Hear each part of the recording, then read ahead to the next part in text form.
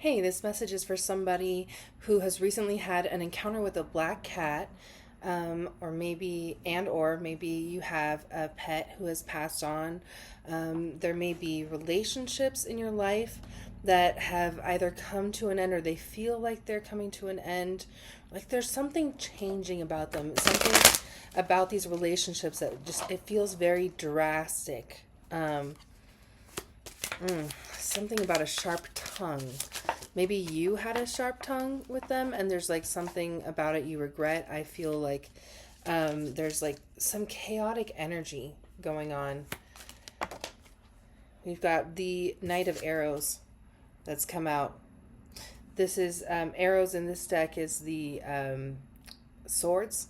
Swords are about communication. It's interesting I mentioned the sharp tongue because the Knight of Wands is someone who is very precise, but also ready for a fight. They're like ready to say what they gotta say. So you're somebody who doesn't hold back when it comes to things like that. We have on the bottom of the deck, the Nine of Bows in reverse. This is the bows in this deck is the wands. Wands pertains to creativity, passion, and then this also. Oh, and sexuality, sexuality, sensuality. Let's say this is associated with the word respect. I feel like you have recently disrespected somebody. That's how you feel. You've recently disrespected somebody, and the thing is, I think you are aware that you have the power to articulate yourself powerfully, very well. You know, you're not just you don't just say pretty words. You know how to really reach people, right? So I think that you know that that's a superpower, but in this case, you've used it in a way that you regret. It feels like, yeah, the world in reverse. So it feels like you said something that you regret, and that thing that you said actually caused a rupture. That you used to feel like you had control of the situation, and you suddenly felt as though you lost control. Now, the world card is associated with the number 21, which is two for it's like a relational number, and one is new beginnings. So yeah, it feels like something has changed very drastically in this relationship, and that it feels like it has halted your growth, although it also, I mean, to you, it feels like it's halted your growth in some way. To me, I feel that this is something that you're needing to take a look at, right? We have the Six of Vessels in reverse, which this to me speaks of childhood wounds, okay? And this card is associated with the word reunion. So it definitely feels like there's a division in your family. Yep, we got Three of Arrows at the bottom. It seems like actually you moved from a place of jealousy, which I think you're very, very disappointed with yourself for, because you pride yourself in being somebody who is caring and loving, and I guess in the right. I think you do try to be in the right. And so in this case, it's like you realize that you kind of, I think that you spoke to somebody as if you had some sort of moral superiority over them. And that you're having regret over that now because they are rightfully kind of like taking space from you, and they're telling you this is not, I'm not going to put up with this. And you're recognizing, I think, that this has something to do with some unhealed childhood wounds.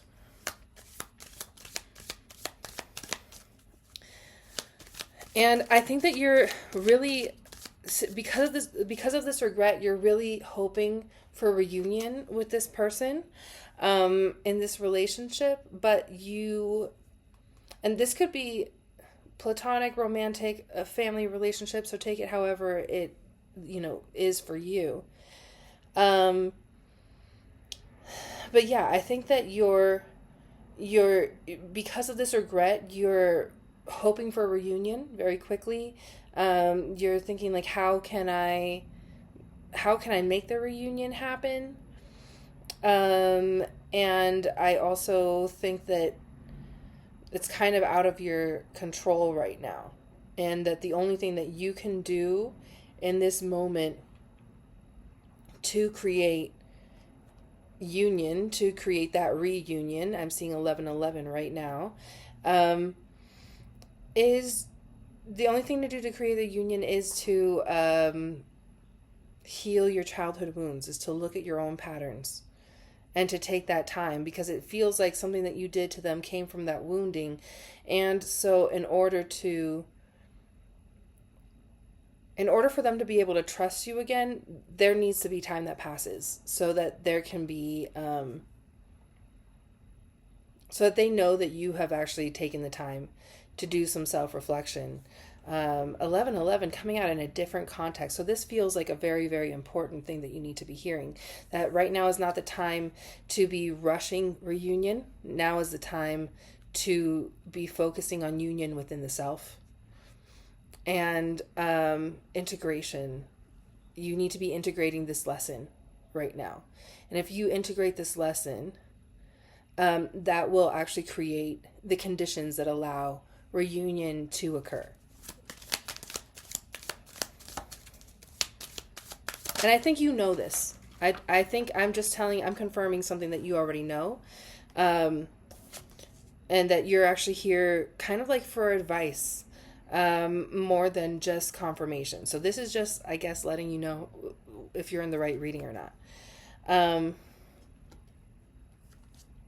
We've got Queen of Arrows, Swan. So like I said, Queen of Arrows are swords. Sorry, I'm having difficulty with words. Arrows are swords. The Queen of Swords is somebody who does speak with authority. And in that reverse position, it is somebody who speaks with a sharp tongue. You may draw boundaries with people, and the way that you do it is actually more of a wall than it is a boundary. And actually, you may have recently heard this from somebody who is close to you. It could be this person who you had this conflict with. It could be somebody outside of that conflict. But this is also another confirmation for you, that you may have heard somebody say that you don't have boundaries, you have walls. And so I feel like that's, what you're coming up, like what you're thinking about heavily right now. At the bottom of the deck, we have 5 of Arrows, frustration, okay, in reverse. Yeah, when you speak out of frustration, you tend to keep that air of authority on you, and I think that people listen to you because you do actually know what you're talking about. But you have to be careful that when you're speaking to people with authority, that you're not just projecting your own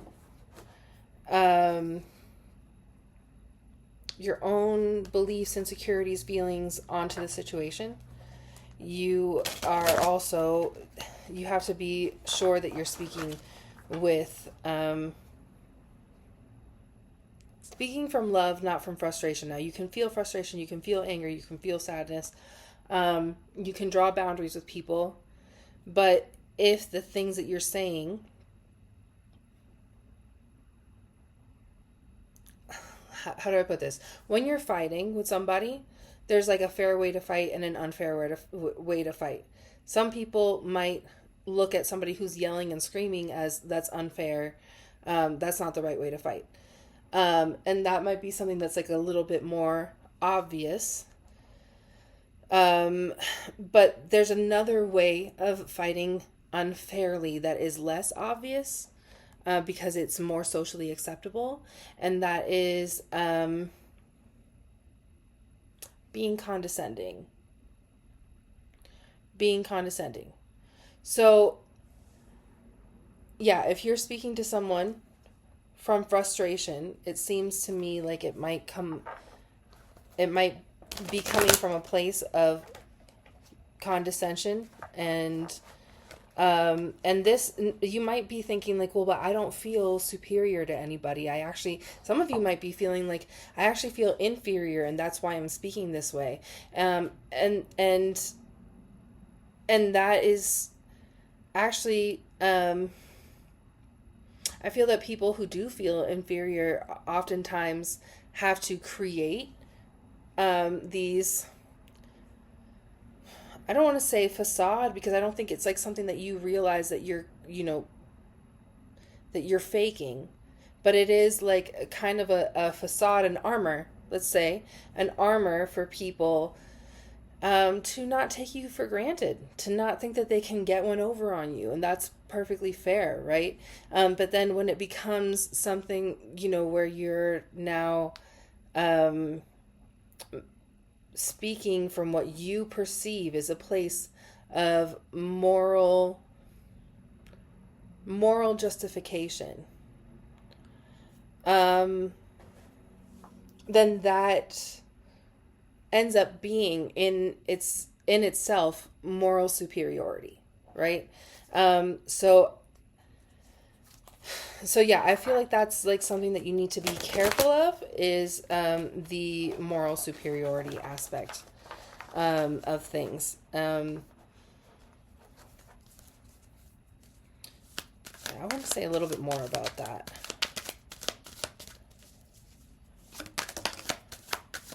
Okay. Yeah, we've got the Hermit coming out. You're needing to spend some time in solitude. Listen, you are a very wise person. You're a sage, okay? There is something so intuitive about you, and I think that you're a scholarly person. I think that when you speak, you have evidence to back up what you're saying. And I think you try not to speak from a position of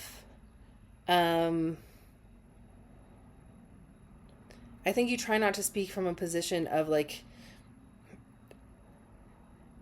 irrational or illogical places. I think you try not to speak from emotion, actually. And so you do.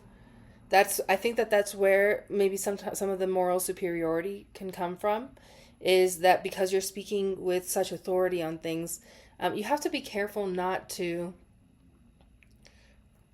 twist the meaning of words, not to be someone who weaponizes like therapeutic vocabulary toward people or academic vocabulary toward people. It's one thing to be a well-spoken person and to demonstrate your knowledge so that people take you seriously. And it is, I'm seeing 333 right now. So yeah, definitely needing to grow in that area.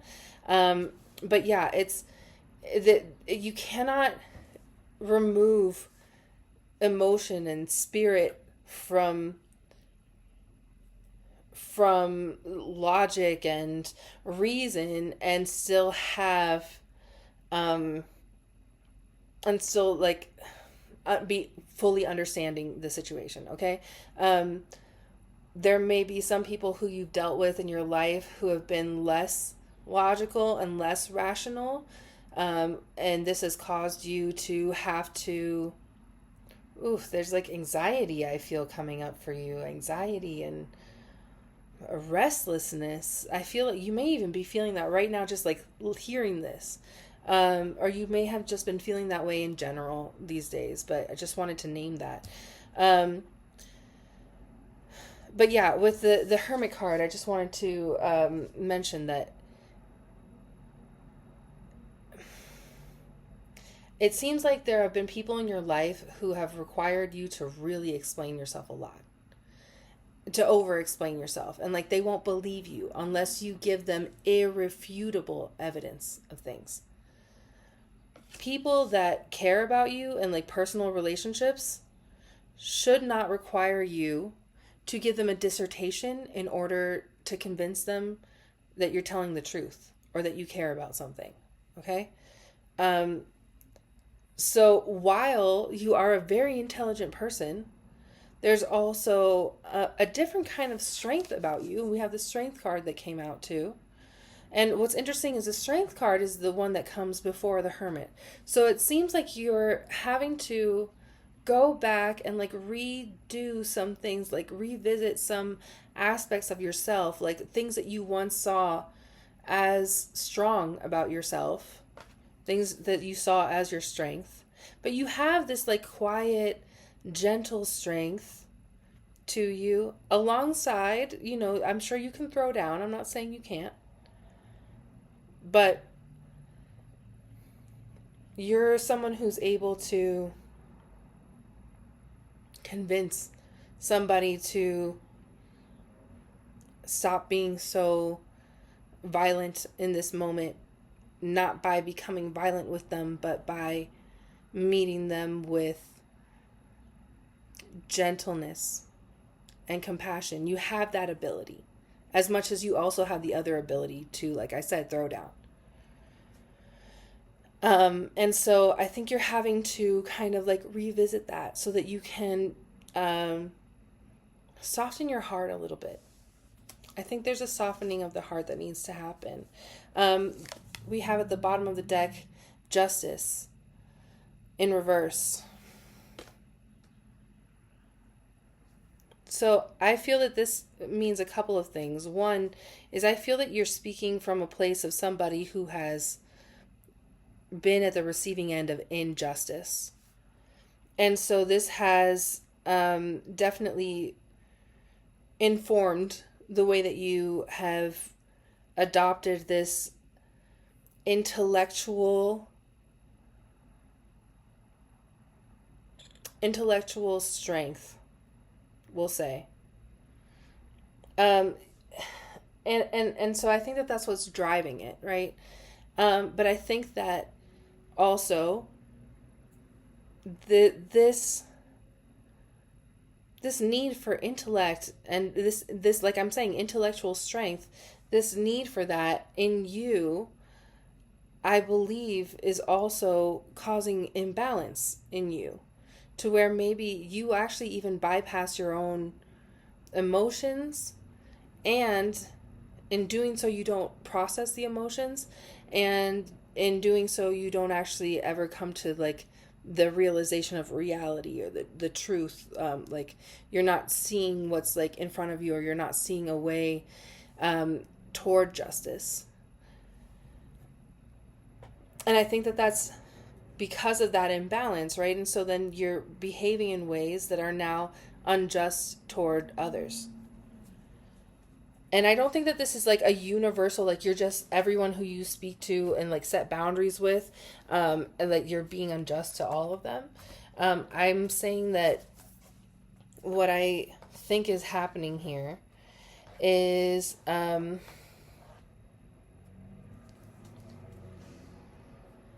that you're being asked to, like I said, your ability to communicate, set boundaries, and speak from intellect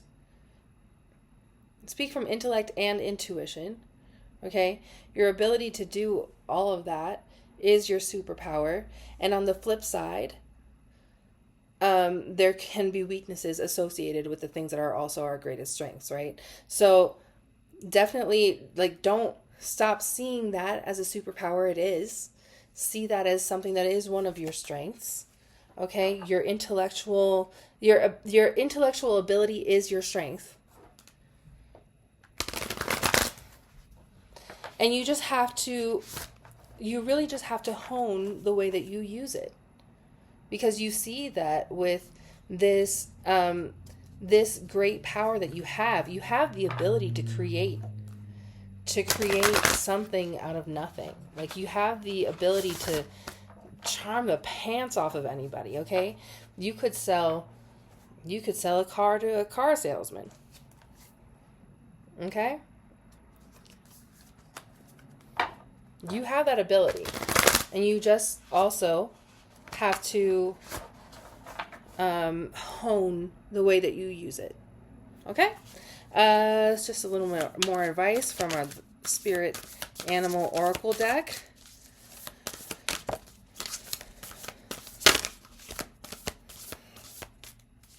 We'll take this one too. Okay? We've got Grasshopper Spirit in reverse. Okay? Associated with the number 30, take a leap of faith. All right, so... Oh, yes, okay. And then we have also number 18, Dear Spirit, bring a gentle touch.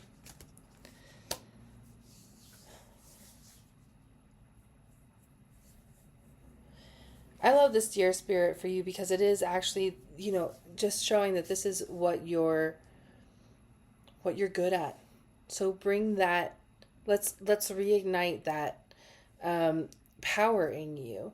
Now, I think that we want to learn how to do it in a way that is not self-abandoning, that is not being so gentle that we're not also speaking our mind and calling people out when they need to be called out.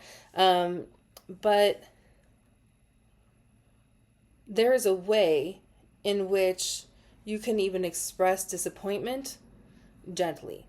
There's a way you can express anger gently. There's like a way to still be honest and call people out that is necessary and is also still gentle. And you know that, right? So we got the number 18 is 1 for new beginnings. 8 is like infinite potential. It's spirituality. It's like that divine essence, right?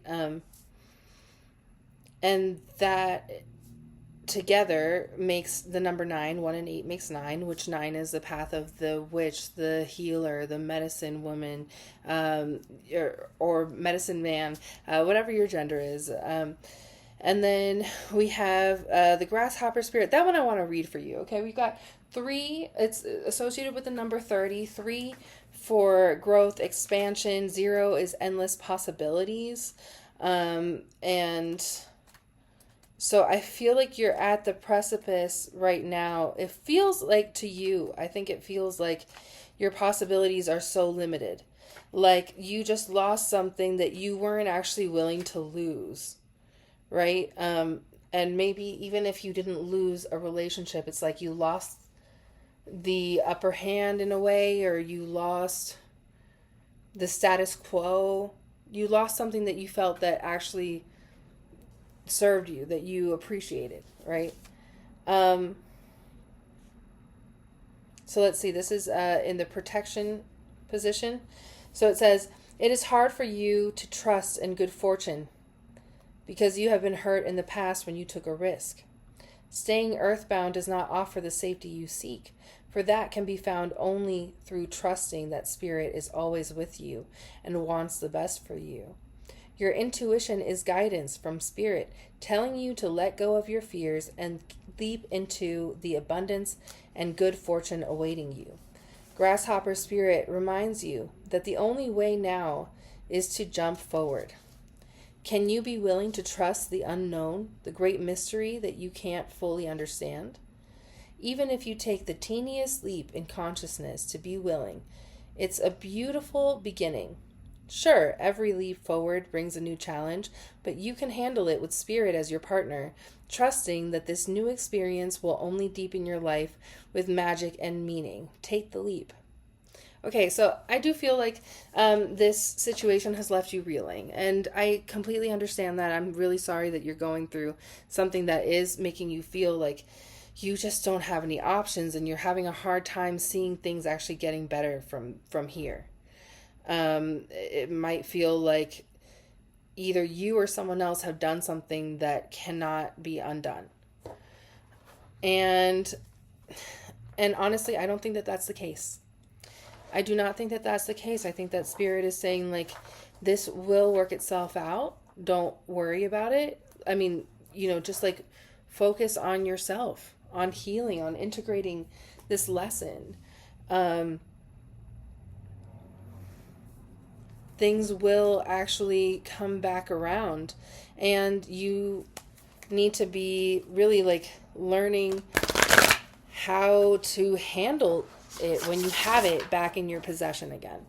Okay, so like whether it's a person, it really feels like it's like a relationship that feels like it's ended.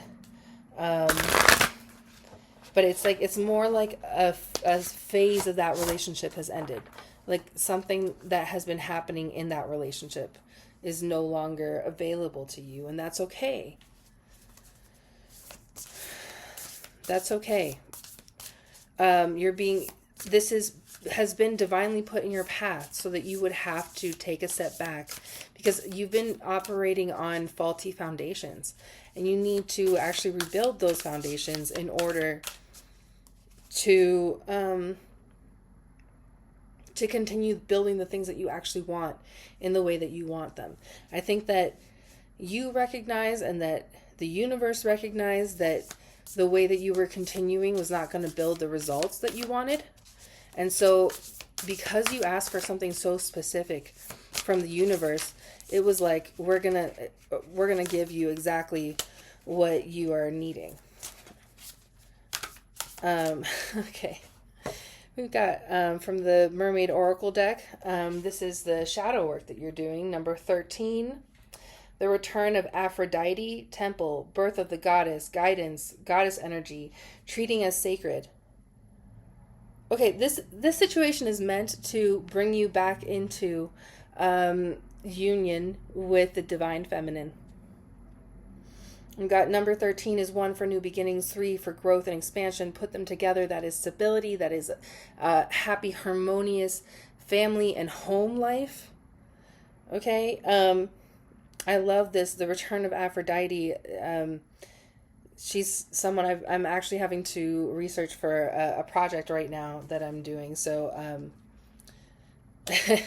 as her power is one of Libra's powers. Okay. Aphrodite has the ability to, with her beauty, to bring people in, to charm even like the animals you can see, right? And she has the key, you can see in her hand. She has the key and the legs, right? She has the key to unlock the ability to shapeshift, really, at will. And she has the ability to meet people where they are.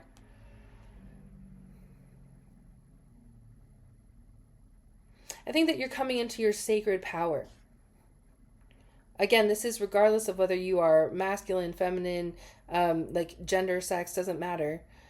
We can all have a relationship with the divine goddess. Okay, and so I think that you're coming into that. You're starting to recognize what femininity really looks like and embody your feminine qualities. You're starting to recognize that femininity isn't always keeping your mouth shut and keeping the peace. And so I think that what you said to somebody was you experimenting with your rage. And I don't want you to be discouraged about having rage as a person who is exploring their femininity and healing their feminine wounds. Okay, we don't when we're starting something out, we don't know how to do those things, right? Like you're figuring it out. You're feeling things out as you go along. So you didn't absolutely destroy this thing by feeling things out and realizing that you may have crossed a line that you didn't intend or want to cross. Okay? You were just shown that's not how we do things. That's not how you want to continue to do things. That is why you were given this pushback, this detour. It was because you asked for something in which you could not continue to behave that way, to have it. Okay? You're not a bad person for that. I like I feel for you. I feel like you're going like you learned a lesson and then it really hurt and then you're having a hard time actually like moving past that lesson, like moving past that. You're holding on to the feeling of, oh no, like is this going to end? Is this going to um is it ever going to go back to normal? I don't think it's going to go back to what it was.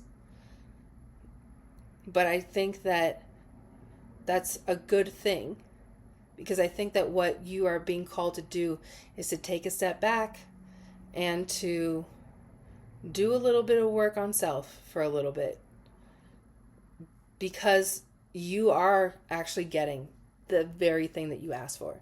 This is your preparation for those very things that you asked for. So you're on the right track. Okay? It's okay that you made that mistake. You were supposed to do that in order to generate the manifestations that you've actually been requesting for, like requesting the universe for. Okay? That's what I have for you today. If that resonates for you and if you want a little bit more context, clarification, then make sure to check out the other zodiac sign readings that I'm putting out this week. You can check your sun, moon, rising, and Venus signs. And you can also always check back. If you don't know any of those, you can check back next week to get your the reading for your next zodiac sign too. All right. I hope that I'll see you at the next one. Goodbye.